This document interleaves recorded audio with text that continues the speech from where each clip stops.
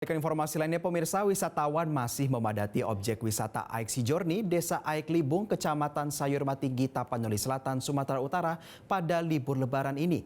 Sejumlah antisipasi dilakukan kepolisian setempat untuk memastikan kelancaran para wisatawan mengisi libur Lebaran mereka. Satlantas Polres Tapanuli Selatan menempatkan petugas di sejumlah titik rawan kemacetan untuk menghindari penumpukan kendaraan.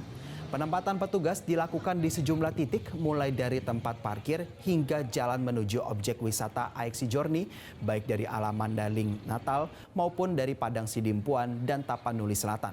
Kasat Lantas Polres Tapanuli Selatan AKP Dahnial Saragi mengatakan penempatan petugas pada titik rawan kemacetan dilakukan untuk memastikan keamanan dan kenyamanan para wisatawan.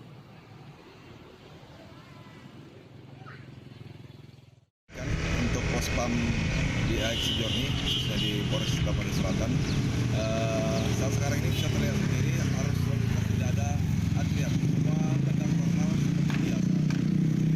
Kami sampaikan bahwa sebelumnya kami sudah menempatkan personil di titik-titik di sumber.